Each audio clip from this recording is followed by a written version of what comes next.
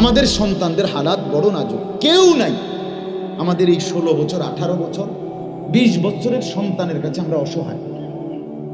আরে কি আশ্চর্য কথা, আমরা হাল ছেড়ে দিছি, বাপ মা হাল ছেড়ে দিছে, সমাজ হাল ছেড়ে দিছে, অসহায় অসহায়। তার চুলের সামনে অন্যরা অসহায়, তার মোবাইল টিপার সামনে অন্যরা অসহায়, তার মাস্তানি আর সাঁদাবাজির সামনে অন্যরা অসহায়। আশ্চর্য কথা।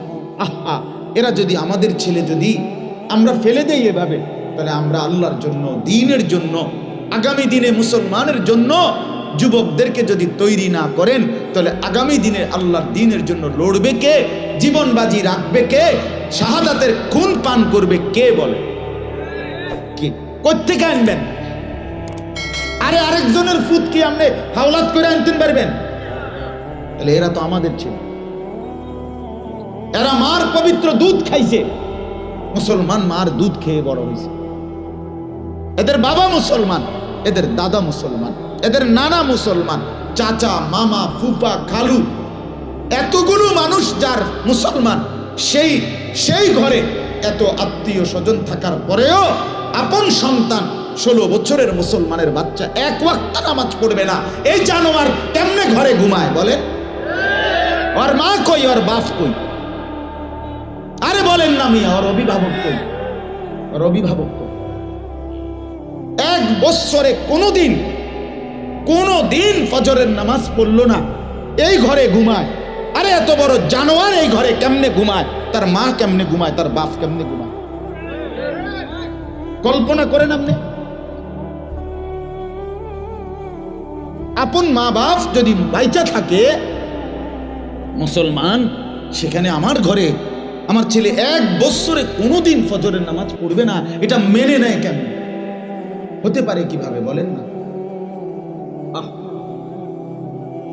আমরা হাল ছেড়ে দিছি, আমরা মনে করছি আমরা হেরে গেলাম, আমরা পরাজিত, আমরা ব্যর্থ। আমাদের ছেলে যেমনি ইচ্ছা এমনি চলুক, আমাদের মেয়ে যেমনি ইচ্ছা এমনি চলুক, আমাদের ফুতের বউ যেমনি ইচ্ছা এমনি চলুক, আমগো বেড়ি যেমনি ইচ্ছা এমনি চলুক। বেড়ির যেদিন মনে কয় সেদিন বাজারে যাইব, যখন মনে কয় সেদিন বাজারে যাইব, ভাত রাইনলে রাইনব, নইলে হোটেলতে আইনা খাইব। কিন্তু কি করো? বাজার ঠিক, মার্কেট ঠিক, শপিং ঠিক। আস্তাগফিরুল্লাহ, আস্তাগফিরুল্লাহ, আস্তাগফিরুল্লাহ। 3টা বাজে ছেলেটা বের হইছে, রাতের 10টা বাজে ঘরে আসছে, 7 ঘন্টা কিউ কিডস আড্ডা দিছে। কথা বলেন, 7 ঘন্টা মুসলমানের বাচ্চা আড্ডা দেয় কেমনে? তুই কি আড্ডা দিছো বাপ? 7 ঘন্টা কি করছো আমারে বল? এটা কথা হইল কোনো? এই ছেলের আসরের নামাজ কই, এর মাগরিব কোথায়, এর এশার নামাজ কোথায়? এর মা যে ভাত দিচ্ছে জিজ্ঞাসা করলো না যে বাপ আসর কই পড়ছো, মাগরিব কই পড়েছো, এশার নামাজ কই পড়ছো? হ্যাঁ, আমার 42 বছরের জীবনে আমার 4টা সন্তান আছে, আমার মা এখনো বেঁচে আছে, 70-এর উপরে বয়স, মার বাবা নাই। খোদার কসম, এখনো মা আমারে প্রতিনিয়ত জিজ্ঞাসা করে বাপ নামাজ পড়ছো না? এখনো জিজ্ঞাসা।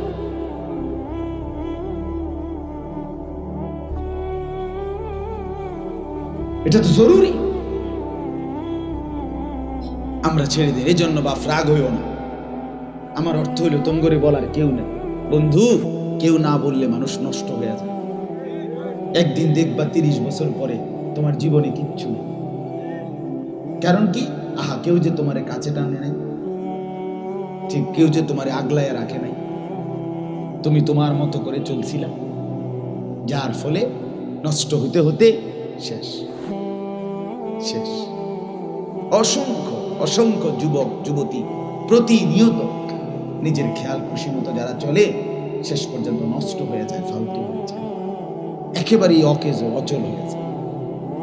না চরিত্র থাকে, না শরীর থাকে, না যৌবন থাকে, না কোনো বুদ্ধি বিবেচনা থাকে, কিচ্ছু থাকে।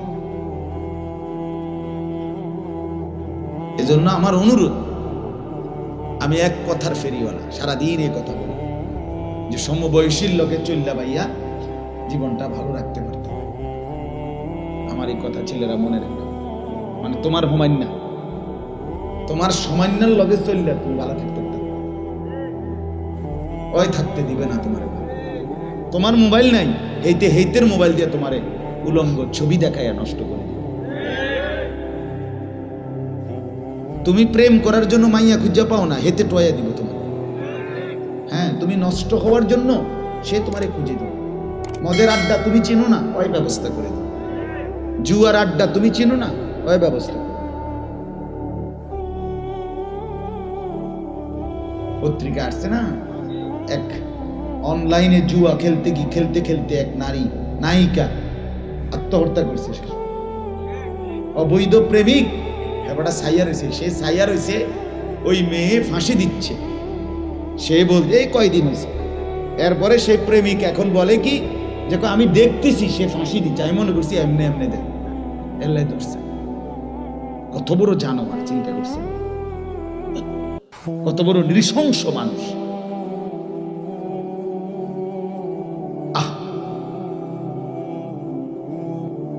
প্রিয় ভাই আমার, শেষ পর্যন্ত কিন্তু মৃত্যু নিশ্চিত। বাস মনে রেখে, আজ কিংবা কাল।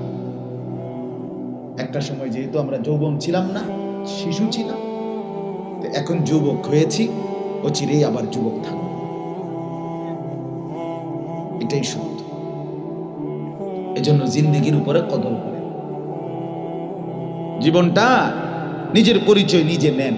আমি কে, আমি কোত্থেকে আসলাম, কে আমারে পাঠাই, কেন আসলাম, আমি করছি কি, এই করার ছিল কিনা আমার, নাকি অন্য কিছু, আমি শেষ পর্যন্ত যাব কোথায়, সেখানে আমার কিছু বলতে হবে কিনা, সেখানে আমাকে কিছু শুনতে হবে কিনা, এটা খবর নেওয়া হচ্ছে। এত গাফেল মানুষ, এটা মানুষ, এ পাগল না, ছাগল না, এ গরু না, ছাগল না, এ কুকুর বিড়াল না, মানুষ। আল্লাহ তাআলা আমাদের প্রত্যেককে বুঝার তৌফিক দান করেন। চলেন সূরা কাহফের শেষ 4টি আয়াত, 107, 108, 109, 110।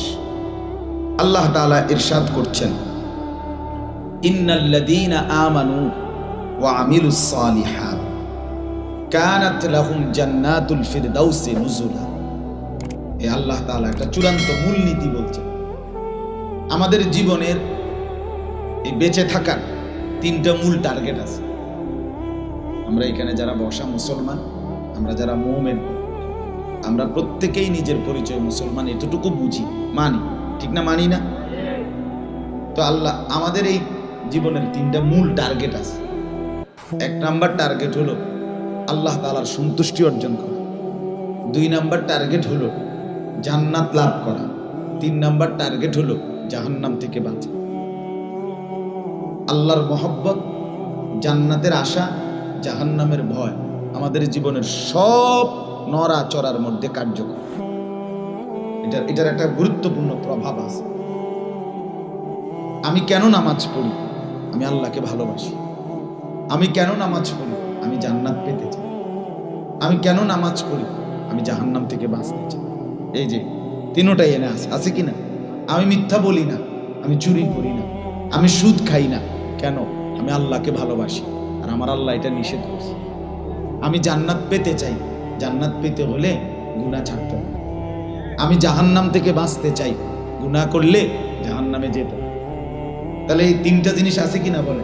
মানে আমার প্রত্যেকটা নড়াচড়া, উঠা বসা, আমরা মুসলমান, আমাদের সব কিছুর মধ্যে এই 3টা জিনিস মাদার, মানে ভিত্তি, কার্যকর। মনে রাখা যায় আল্লাহর ভালোবাসা, জান্নাতের আশা, জাহান্নামের। এই 3 জিনিস কোন তো কি কইছি? 3 জিনিস কি কি কর? আল্লাহর ভালোবাসা, জান্নাতের আশা, জাহান্নামের। মাতালারের না, মুখে কর। আল্লাহর ভালোবাসা বলেন, জান্নাতের আশা, জাহান্নামের ভয়। এটা মনে রাখ। আপনার প্রত্যেক, আপনি রোজা রাখছেন কেন? আল্লাহকে ভালোবাসি, জান্নাত পেতে চাই, জাহান্নাম থেকে বাঁচতে চাই। আপনি নাচ গান দেখেন না কেন? আল্লাহকে ভালোবাসি, জান্নাত পেতে চাই, জাহান্নাম থেকে বাঁচতে চাই। সবকিছুর মধ্যে এটা কার্যকর। আমার জীবন, মোমেনের জীবন দোস্ত আমার, আপনি নিজে কইতারেন না আপনি কি লেগে করেন, কেন হাসেন, কেন কাঁদেন, কেন হাঁটেন, কেন দুনিয়া নিয়ে এত ব্যস্ত থাকেন, আপনি বুঝেন না। না, মুসলমান এমন হয়। মোমেনের জন্য, মুসলমানের জন্য বেওকুফ থাকা না যায়। মুসলমান মূর্খ হইতে পারবে না। কোন মুসলমান এই কথা বলার সুযোগ নাই আমি মূর্খ মানুষ, না না। আল্লাহর নবী বলছেন তলাবুল ইলমে ফরিদাতুন আলা কুল্লি মুসলিম। প্রত্যেকটা মুসলমানের উপরে, নারী পুরুষ, গ্রামের হোক আর শহরের হোক, ছোটবেলায় পড়ছেন না না পড়ছেন, আপনি সরু সরিয়া জানেন না না জানেন, এটা কোনো দেখার বিষয় না। আপনি কি টিপসই দেন না দস্তখত করেন, এটা দেখার বিষয় না। আপনি কোরআন সুন্নাহ সম্পর্কে প্রয়োজন পরিমাণ ইলম আপনার আমল করার জন্য এতটুকু সম্পর্কে জ্ঞানী হওয়া জানা আপনার উপরে ফরজ। আপনি বইয়া বইয়া সিংহন আলাপ করলেই তো না, ছোটবেলায় পড়ছি না, এই সময় বুঝছি না, আব্বা কইছিল, আসলে এই সময় এত গুরুত্ব দিছি না, সংসার বড় আসিল, এই কারণে কামে লাগাইয়া দিছে, ছোট বয়সে বিদেশ পাঠাইয়া দিছে, এসব ফাঁকনা আলাপ করলে তো, এসব তামসার কথা করলে তো না। আপনার বয়স 90 বছর না 900 বছর হোক, আপনাকে আল্লাহর কোরআন শেখা আপনার প্রয়োজন। একজন আলেম যা জানে আপনি এদূর জানার দরকার নেই, কথা বুঝেন না। একজন আলেম বেশি জানো, উনি অনেক কিছু জানছে, এটা তার মানুষের দিন প্রচারের জন্য দরকার, এটা আল্লাহ তাআলা বিশেষ দান করছে। কিন্তু মৌলিক যেটুকু না হলে নাই হয়, এতটুকু চলনসই দ্বীনি ইলম, ওযু, গোসল, নামাজ, রোজা, হজ, যাকাত, জিকির, সহি শুদ্ধ কোরআন তেলাওয়াত, হালাল হারাম, কোনটা জায়েজ কোনটা না জায়েজ, কোনটা উচিত কোনটা অনুচিত, এদূর সম্পর্কিত জানা আপনার আমার প্রত্যেকের উপরে, নারী পুরুষ সবার উপরে ফরজে আইন। স্কুলে পড়লেও ফরজ, মাদ্রাসাত পড়লেও ফরজ, কিচ্ছু না পড়লেও ফরজ। আপনি কির মুরুখ, আপনি সরু সরিয়া না জানেন না, আপনারা সরু সরিয়া জানেন কি এটা তো জিগাইছেন, কথা বলেন না কেন? আপনি এটা কীর্তেন করেন, আপনি এবিসিডি জানেন না, বুঝছি প্রাইমারি পড়ছেন না, এই কারণে আপনি কোন আপনি মুরুখ, মানে আপনি নাম দস্তখত করতে পারেন না, টিপসই দেন, তো এটা আপনারা কেউ জিগাইছেন।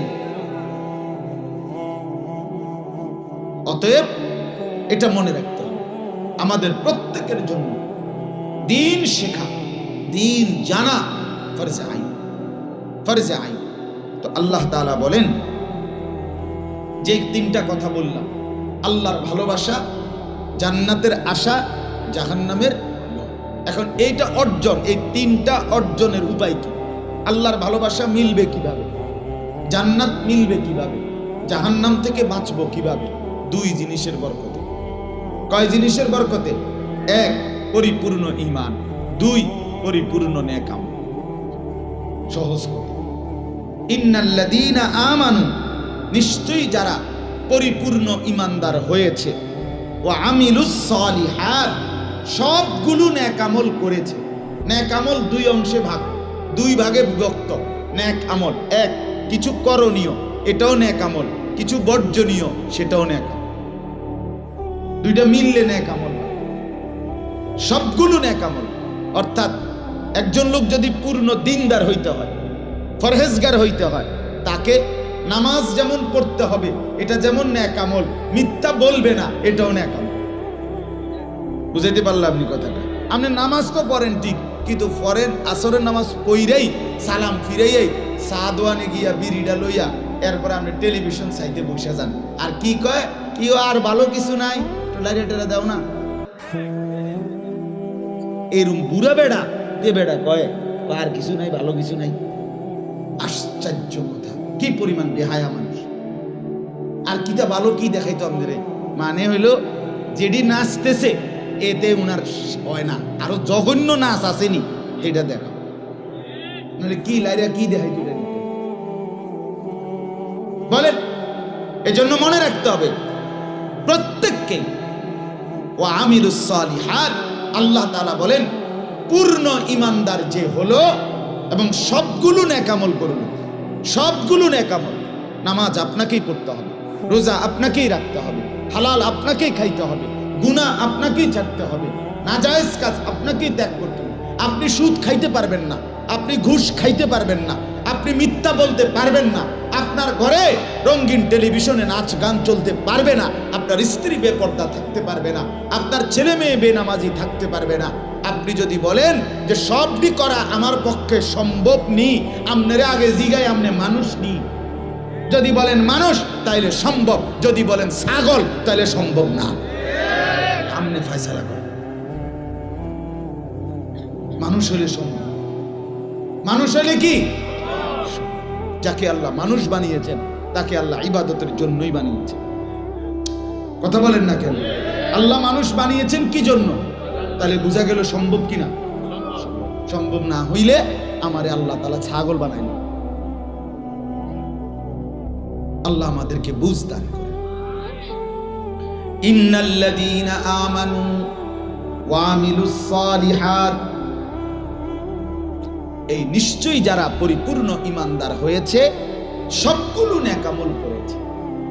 আল্লাহ বলেন কানাত লাহুম জান্নাতুল ফিরদাউসি নুজুলা, আমি আল্লাহ তাদের অভ্যর্থনার জন্য, মেহমানদারির জন্য, নুজুলা মানে মেহমানদারি, দিয়াফা, তাদের জিয়াফতের জন্য, তাদের অভ্যর্থনার জন্য, তাদের মেহমানদারির জন্য জান্নাতুল ফিরদাউসটা রেডি করে দিলাম।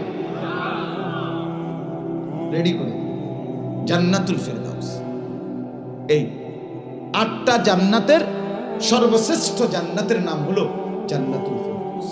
আল্লাহ বলেন ঈমান পূর্ণ বুঝিয়ে দাও, নেক আমল পূর্ণ বুঝাইয়ে দাও, আমি আল্লাহ জান্নাতুল ফিরদাউস তোমারে বুঝায় দেব।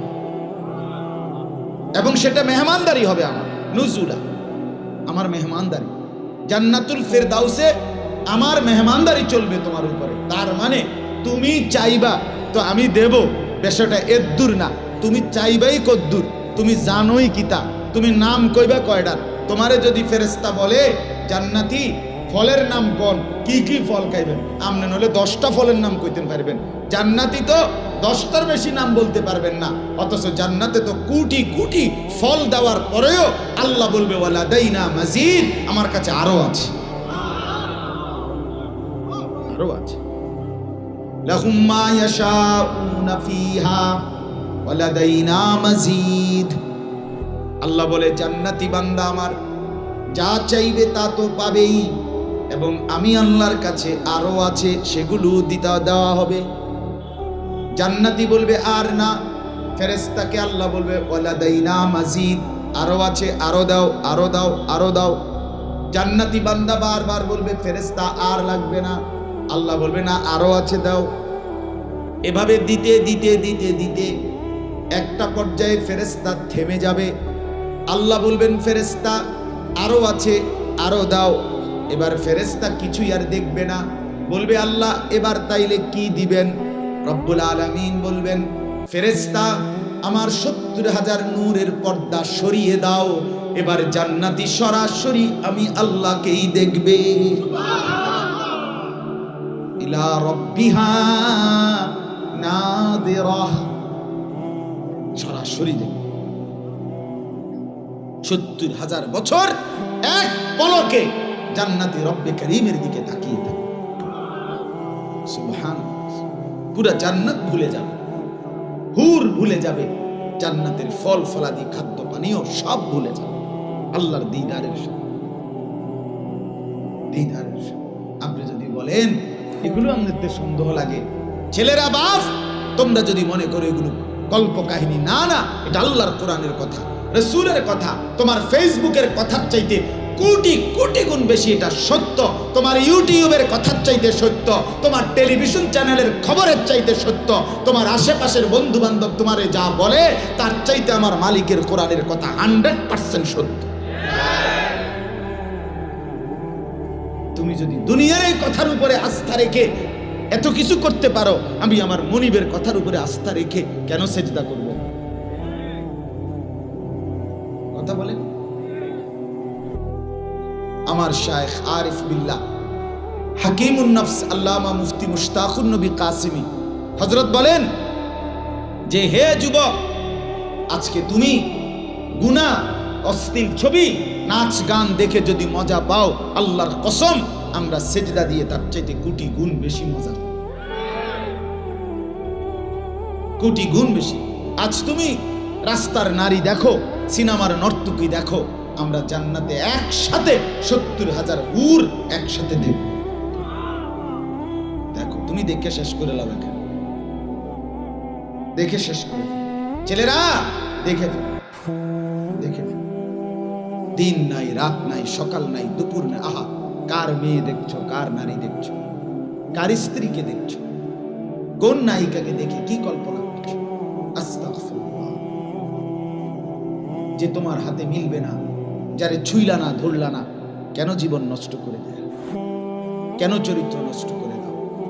নিজের মোবাইলের টাকাগুলোও যাচ্ছে, নিজের শরীরের যৌবনের গুরুত্বপূর্ণ শক্তি, শৌর্য, বীর্য তাও নষ্ট হইতেছে। নিজের হাত হারাম কাজে ব্যবহার হইতেছে, নিজের শরীর হারাম কাজে ব্যবহার হইতেছে।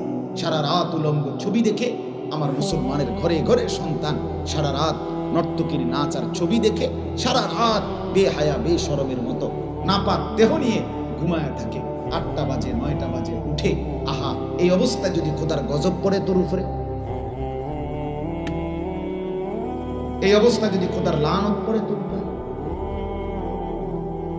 আর যদি কোনোদিন ঘুম না ভাঙে, হ্যাঁ, আর যদি কোনোদিন ঘুম না ভাঙে, খেয়ালি আর অবহেলা, গাফলতি, তুচ্ছ তাচ্ছিল্য, অবজ্ঞার কারণে জিন্দিগি আর পরিবর্তন হয়। অনেক বয়স্ক লোক দেখবেন জুমার নামাজের দিন ইমাম সাহেবের বয়ান শুনতে বসে, সামনের কাতারে বসে বসে জুরা জিমা, এইভাবে ওনার জিন্দিগিটাই পার করছে এবার, যার কারণে জিন্দিগির মধ্যে কোনো সৌন্দর্য নেই। বয়স্ক মানুষ কিন্তু পরিবর্তন নেই। 60 বছর এখনো বিড়ি সিগারেট খায়, 60 বছর এখনো চা দোকানে নাচ গান দেখে, টেলিভিশন দেখে, 60-70 বছর এখনো কথা বললে গালি ছাড়া কথা কইতে না। এরকম বদভ্যাস হইল কেন বুড়া মানুষ? এতদিন হায়াত পাওয়ার পরও একটা লোক তো আরো অনেক সুন্দর হওয়ার কথা, আরো চরিত্রবান, উত্তম আখলাকওয়ালা। এই জন্য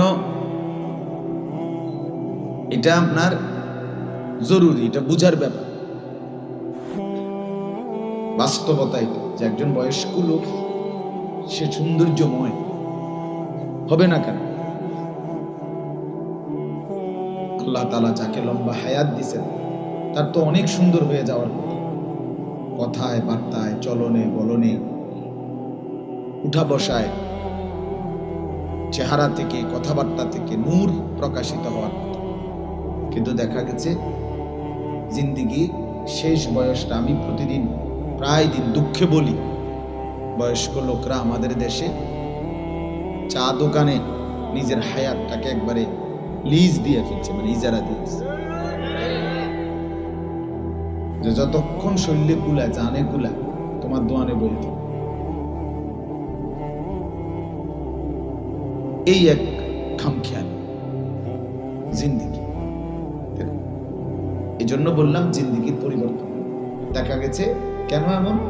যে আল্লাহর কথা কখনোই মনোযোগ দিয়ে শুনে। 60 বছর আল্লাহর কথা শোনার পরে লোকটা আরো পরিবর্তন হয়। আমাদের যে সমস্ত ছেলেগুলো দেখবেন মসজিদের পেছনে বসে এই খামখেয়ালি করে, ঠেলা দেয়, ধাক্কা মারে, মোবাইল টিপে, দুষ্টমি করে, হাসাহাসি করে, বান্দরামি করে, এই অপদার্থই থাকে। তার চেহারা, সুরতে, চলনে বলনে আপনি কোনো পরিবর্তন দেখতে একই রকম। গত বছরও যে রকম, এবছরও এই রকম। 2 বছর আগেও যেমন, 2 বছর পরও। মানে পাক পবিত্রতা, আচার আচরণের সৌন্দর্য, ব্যক্তিত্ব, আত্মসম্মান, আত্মমর্যাদা, আত্ম অনুভূতি কিচ্ছু যেটা যে এনে দেখে। আজকে এটা ফ্যান্ড, এটা দেখতে ভালো লাগছে, এটা মাসখানিক পরে আরেকটা দেখতে ভালো লাগছে, এটা এক মাসে একরকম চুল, আরেক মাসে আরেক রকম চুল। কখনো হাসে, কখনো কান্দে, কখনো ছবি উড়ায়, কখনো বেডিতে ফিসে আঁটে। পাগল ছাগল আর কি, কোনো ফুট পশ্চিম নেই। হ্যাঁ হ্যাঁ, বাস্তবতা। প্রতিবন্ধী অ্যাবনর্মাল। চেহারা সুরত দেখলে বুঝবেন অ্যাবনর্মাল, প্রতিবন্ধী। নিজস্ব কোনো বুঝ, বুদ্ধি, দিমাগ কিচ্ছু নেই, নিজস্ব স্বকীয়তা নেই, নিজস্ব কোনো ব্যক্তিত্ব নেই। এটা অনেক বড় নিয়ামত, গায়রত অনেক বড় নিয়ামত। আত্মসম্মান, আত্মমর্যাদা, নিজের অনুভূতি যে আমি কে, আমি কোত্থেকে আসলাম, আমি কার সন্তান, আমার বংশ কি, আমার ধর্ম কি, আমার করণীয় কি, আমি কেমন থাকা উচিত, এই বুঝটা যার মধ্যে আছে অনেক বড় নিয়ামত। গায়রত, আত্মসম্মান অনেক বড় নিয়ামত। এটা যার মধ্যে নাই সে এক ধরনের প্রতিবন্ধী, মানসিক প্রতিবন্ধী। আমি আমার উদাহরণস্বরূপ আমি আমার যুক্তি দেখালাম। আমি যে টুপি পরি, রাসূলুল্লাহ সাল্লাল্লাহু আলাইহি ওয়াসাল্লাম এবং সাহাবায়ে কেরাম, পরবর্তী যুগের সর্বযুগের নেককাররা, দিনদাররা মাথায় টুপি পরত।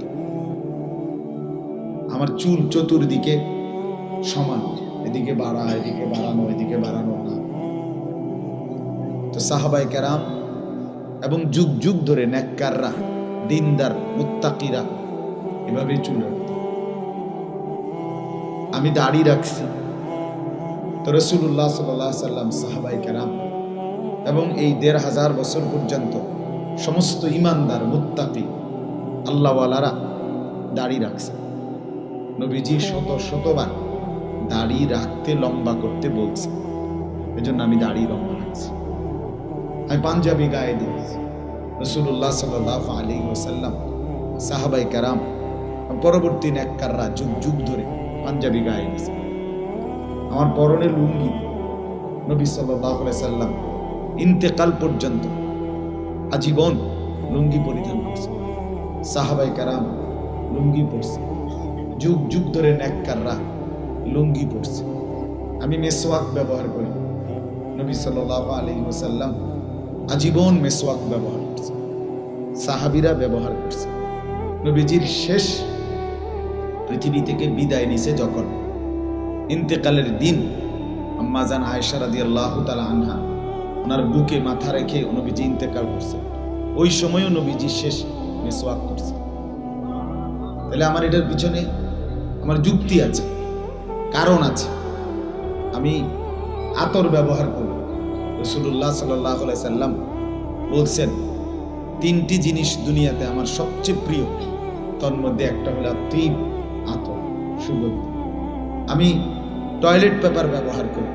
রাসূলুল্লাহ সাল্লাল্লাহু আলাইহি ওয়াসাল্লাম সর্বসময় পবিত্র, এই যে পরিচ্ছন্ন মানুষের জন্য আপনার ঢিলা কুলুপ ব্যবহার করার কথা নিজেও বলেছেন, নিজেও করেছেন। সাহাবীরা, নেককাররা সর্বযুগে ঢিলা কুলুপ ব্যবহার করছে। তাহলে আমি একটা কথার কথা বললাম, আমি আমার অবস্থার ব্যাখ্যা দিলাম। কারণ তুমি বলো একটা যুবক, তুমি যে এই চুল রাখলা, এটা কারে অনুসরণ করে, মানে কি কারণে পছন্দ হলো? আমারটা তো আমি যুক্তি দিলাম, আপনি এদেরকে বলেন। তোরা যে হাফ শার্ট বা গেঞ্জি গায়ে দিলাম, মনে করি এটা যুক্তি কি সৌন্দর্যের কারণে, এটা কিভাবে সৌন্দর্য প্রমাণিত হচ্ছে? তুমি যে 3 মাসের মধ্যে 3 রকমের চুল বদলাইলা, এটার কারণটা কি? তুমি সুস্থ, স্বাভাবিক? তুমি 6 বছরের মধ্যে প্যান্ট বদলাইলা কয় রকম, এটা কি স্বাভাবিকতা? এটা অস্বাভাবিক, এটা অসুস্থতার লক্ষণ। এর হলো নিজস্ব কোনো বুদ্ধি, বিবেচনা, নিজস্ব কোনো অনুভূতি, নিজস্ব কোনো ব্যক্তিত্ব নেই। বেঈমান যেটা সাজায় দেয়, আমিও সেটা সাজাই। এই হলো তো, এটা তো বেগায়রত, এ তো বেগায়রত। আত্মসম্মান, আত্মপরিচয় যার নাই, এটা তার পরিচয়। কথা বুঝছেন? হ্যাঁ, সারা পৃথিবী অন্য রকমের সাজু। আমি আমার রসুল সাহাবায়ে কেরামের মতো নিজেকে সাজাই। আমারটার পিছনে আমার যুক্তি আছে, তোমারটার মধ্যে তুমি যুক্তি দেখো। যেই চুলের সাথে, মনে করেন একটা ছেলে, এই যে আমাদের এখন যে ছেলেরা চুল এদিকে বাড়ানো, এদিকে বাড়ানো, এদিকে বাড়ানো, এবং একদম সাইচ্ছা একদিকে সমান করে, মাঝখানে পাখির বাসার মতো চুল, এই অপদার্থ চুল, তুমি একটা ছেলে এখানে যে কয়জন বসছে তোমরা কর, এটার সাথে তোমার বাবা, দাদা, তোমার বংশ, তোমার গ্রাম, তোমার গোত্র, তোমার সমাজ, তোমার দেশ, তোমার কোরআন, তোমার রসুল, তোমার আল্লাহ, তোমার এলাকার ওলামায়ে কেরাম, কারো সাথে এটার লগে মিল নেই। তুমি এটা করতে আনলা না, না, না, তোমার মন গড়া পরে, আগে যে তোমার নিজস্ব কোনো বুদ্ধি আসেনি বা বিবেচনা, আত্মসম্মান আছে কিনা এটা আগে দেখে। হে তো কিছুই চেনে না, না চেনে বাপ, না চেনে দাদা, না চেনে সমাজ, না চেনে বংশ, না চিনে দেশ, না চিনে এলাকা, না চিনে কোরআন, না হাদিস, না আল্লাহ চিনে, না রসুল চিনে। এটা কি? মানুষ না পায়জামা? এটা তো মানুষ না প্লাস্টিক? বলে আপনি বলে দেখেন, হাসবে। এর মানেই হলো প্রতিবন্ধী। এটা মেইন প্রতিবন্ধী কিনা এটার মেইন প্রমাণ। আপনি বলবেন গুনার কথা, হে হাসবে। কেউ তুমি খারাইয়া মতো হে হাসতে হাসতে যাবে, বুঝা গেল মানসিক সমস্যা। হ্যাঁ, এ প্রতিবন্ধী, অসুস্থ, এ স্বাভাবিক না, স্বাভাবিক না। এটা বড় গুরুত্বপূর্ণ, বড় গুরুত্ব। একটা ছেলে স্বাভাবিক 16 বছরের মানুষ, 18 বছর বয়স একটা ছেলে স্বাভাবিকভাবে রাস্তার পাশে দাঁড়াইয়া পেশাব করে নিজে নিজে হাঁটতে হাঁটতে যাইতেছে, বুঝতেই হবে সে নিশ্চিত প্রতিবন্ধী। এ সুস্থ স্বাভাবিক। যদি স্বাভাবিক 6 মাসের বাচ্চাও যদি স্বাভাবিক থাকে, সুস্থ থাকে, এ পেশাব করলে চিৎকার দেয়, হাফ প্যান্ট বদলানো। 16 বছরের দামরা এ হাফ প্যান্ট বদলায় না, প্যান্ট বদলায় না, এটা বোঝা গেল এটা কি? অসুস্থ। হ্যাঁ, তার ব্রেনে সমস্যা, তার মাথার সমস্যা। নাহলে আপনারা দেখেন না যে ছোট বাচ্চা যে পেশাব করে দিলে হাফ প্যান্ট বদলানে লেগে চিৎকার শুরু করে কিনা? বলেন কেন এরকম করে? বোঝা গেল মানুষের ফিতরাত, স্বভাবজাত, মানুষের সৃষ্টিগত বৈশিষ্ট্য, সে নাপাক নিয়ে থাকে না, সে পেশাব নিয়ে হাঁটে না। এই জন্য 6 মাসের বাচ্চাও চিৎকার করে, 1 বছরের বাচ্চাও চিল্লায় তার হাফ প্যান্ট বদলাও। তার মাকে চিৎকার করে বলে, মা আমার হাফ প্যান্ট বদলায়। আর তুমি 18 বছরের একটা ছেলে, একদিনে 5 বার পেশাব করলে, একবারও পানি নিলা না। এই যে প্রতিবার পেশাবের ফোঁটা তোমার প্যান্টে জমা, এটা কোনো পুরুষের সৃষ্টিগতভাবে প্রস্রাব একবারে শেষ হয় না। একেবারে সুস্থ যদি হয়, বলে একদম জোয়ান, একদম সুস্থ, একবার কুস্তিগির বেটা, এরপরও পেশাবের সৃষ্টিগতভাবেই এমনভাবে পুরুষের যে তার প্রস্রাব একবারে শেষ হয় না, 2, 4, 5 ফোঁটা এরপরও থেকে যায়। এজন্যই ঢিলা কুলু, এই জন্যই টিস্যু পেপার ব্যবহার, এই জন্যই একটু অপেক্ষা করতে হয়। তাহলে এইটা যেহেতু সে করে না, তাহলে তো প্রত্যেকবার তার প্যান্টের মধ্যেই পেশাবের ফোঁটাগুলো জমা হইতেছে। তাহলে এতটি মুত লইয়া যে হাঁটে, এতে পাগল না তো কি? এটা ছাগল না তো কি? এটা এই জন্য বন্ধু আমার কথা কাটছা, প্রতিবাদ যদি ভিন্ন যুক্তি থাকে তুমি বলো, আমি শুনতে রাজি। বিকল্প যদি না বলে না এটা আপনার কথা যৌক্তিক না, ঠিক আছে, যৌক্তিকটা তুমি কও। এর ভিন্নটা তুমি বলো, আমরা শুনতে রাজি।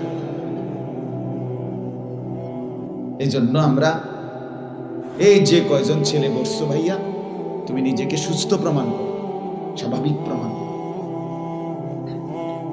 তুমি নিজেকে ভেবে দেখো তোমার নিজস্ব কোনো আত্মমর্যাদা আছে কিনা। আমি আসলে কার সন্তান, আমার বংশ কি, আমার ধর্ম কি, আমার পরিচয় কি। আমাদের বাংলাদেশের একজন প্রখ্যাত বুজুর্গ আলেম আছেন, হযরত মাওলানা মুফতি নজরুল ইসলাম কাসিমি দামাত বারাকাতুহুল আলী। হুজুরের বয়ানে আমি একদিন শুনছি, হুজুর বয়ানে বলেন যে আমি পৃথিবীর বহু ইউরোপ কান্ট্রি সফর করছি বহুবার। উনি সারা বিশ্ব ভ্রমণকারী, এখনো আছেন জীবিত, বয়ান করেন। তো হুজুর বলেন যে আমি আমার জীবনে অসংখ্য ইউরোপ কান্ট্রিতে ভ্রমণ করছি। আমার এই পাঞ্জাবি পায়জামা টুপি দাড়ি নিয়ে যতবার আমি ইউরোপ কান্ট্রির কোনো বিমানবন্দরে, এয়ারপোর্টে পাসপোর্ট ভিসা দেখাইছি, নামছি, আমার ইমিগ্রেশন হইতে বের করতে ছাড়া দিতে 1 মিনিটও দেরি করে না। কারণ আমার কাগজে লেখা আমি ধর্ম ইসলাম আমার পাসপোর্টে, আর আমার পোশাকও প্রমাণ করে এটাই মুসলমানের পোশাক।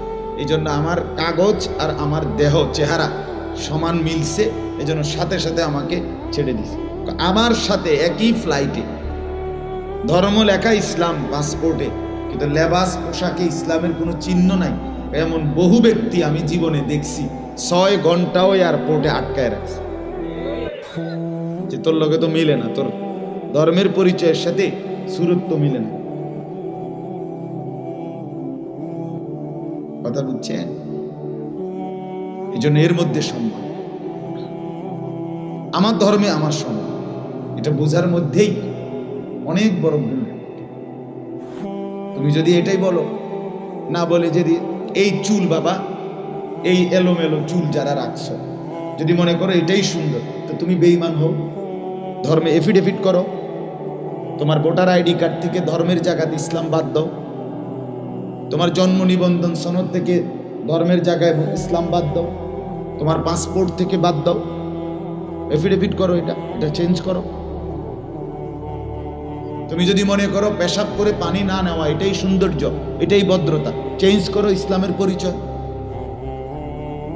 তুমি যদি মনে করো 1 ওয়াক্ত নামাজ না পড়া, 5 ওয়াক্ত নামাজ, কখনোই নামাজ না পড়া এটাই সৌন্দর্য, এটাই জিন্দিগি, এটাই স্বাভাবিকতা, চেঞ্জ করো ধর্মের পরিচয়, বাদ দাও। তোমার মতো 2-4 জন অপদার্থ আল্লাহর দ্বীনের মধ্যে না থাকলে ইসলাম আটকাবে না। কোন বেনামাজির কারণে ইসলাম আটকায় নাই, কোন নাফরমানের কারণে ইসলাম কি নাই, ইসলাম আগাচ্ছে, ইসলাম তার গতিতে চলছে। আবু জেহেল আবু লাহাব কালেমা পড়ে নাই বলে ইসলামের বিজয় কি থেমে গেছে? তো শেষ পর্যন্ত ইসলাম তো বিজয় হয়েছে।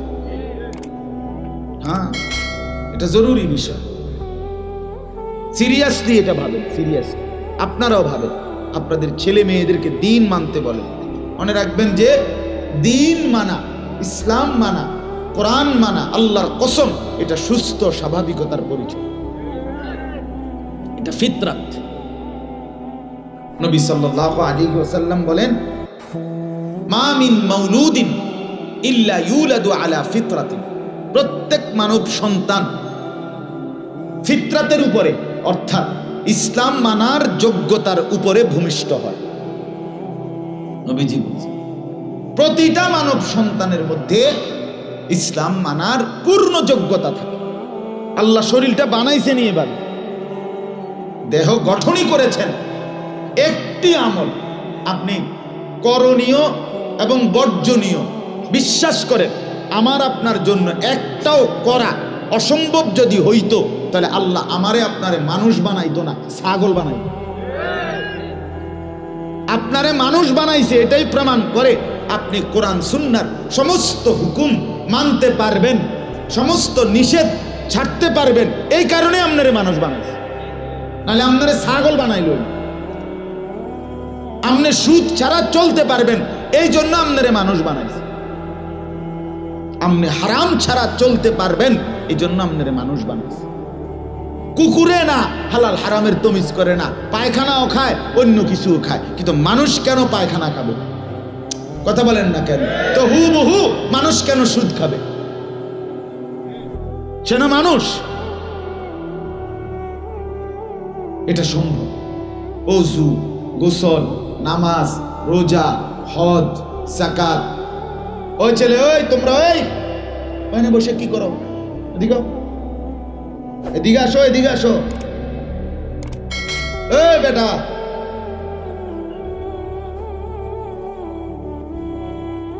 না না, এটা তামসার লেগে দেয় না। তোমার সমস্যা হলে তুমি বাইরে যাইয়া যেটা মনে করি তুমি ঠ্যাঙ্গাল কি দিয়া হাঁটাও, অসুবিধা নেই, আমার কোনো আপত্তি নেই। আমি বাহিরের কারো জন্য টেনশন নাই। আমার টেনশন আমার চোখের সামনের শ্রোতা, আল্লাহর কথা শুনতে হবে। বলে নতুন আইছেন আপনি? নতুন আইছি না, পুরান আইছি, পরের কথা। আর আইলাম না, নাই কি, একবার সুযোগ পাইছি, একবারই করে যায়। বুঝেন নাই? আমাদের